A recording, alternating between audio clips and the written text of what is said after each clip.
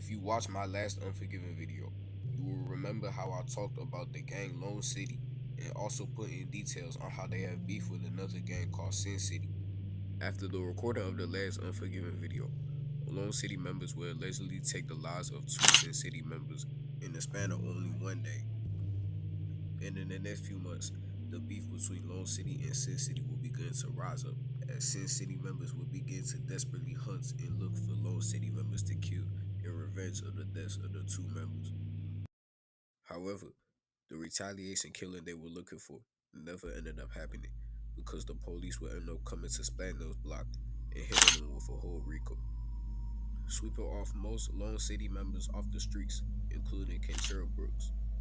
However, a few members will end up not getting caught up in the RICO, including members like Jacoby Campbell, who was one of the people being interviewed for the death of Verl in the last Unforgiven video, with also other members getting away like Luke McCoy and Jutavius Splatterwhite, who is allegedly, according to the streets, the killer of Verl.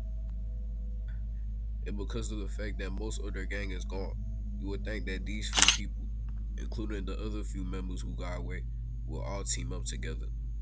However, this would not end up happening after Jutavius allegedly stole 15K from Meek, and Meek would begin sending threats towards him. And Jacoby, being close with Jutavius, chose his side.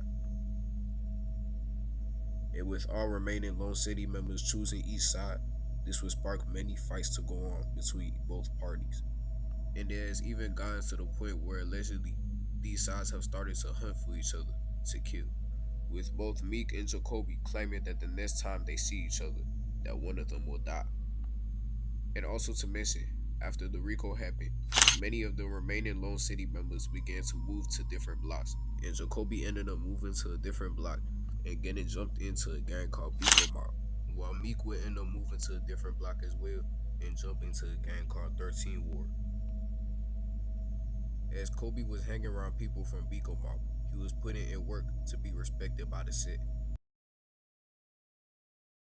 However, one day, something would happen that would not only greatly affect the gang, but also change Jacoby's life forever.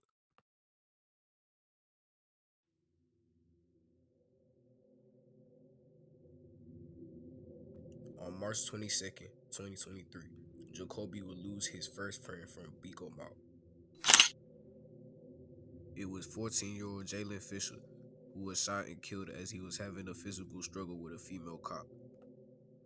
Not only did his death affect Jacoby and Beagle Mob, but it also affected a member of Beagle Mob named Meek Miller, who decided to come up with a plan by calling Jacoby and telling him about how he wanted to kidnap the police officer who killed Jalen and hold her hostage.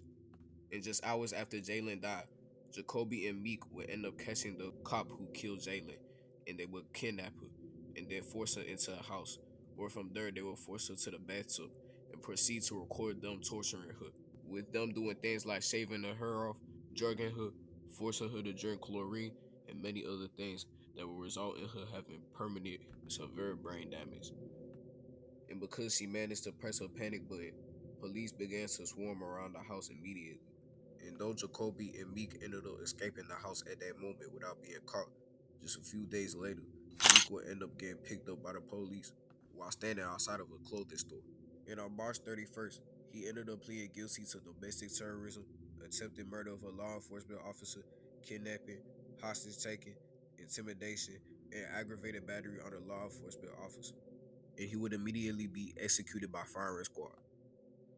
Now, the police are still searching for Jacoby, and they're looking to charge him with the same exact charges, meaning that if he's caught, he could most likely get an execution as well, or life without parole. In this video today, you will see Meek Holmes, a resident in the same projects that Biko Mob runs in, who is also Jacoby's cousin as well, hanging around Biko Mob members and trying to get put on.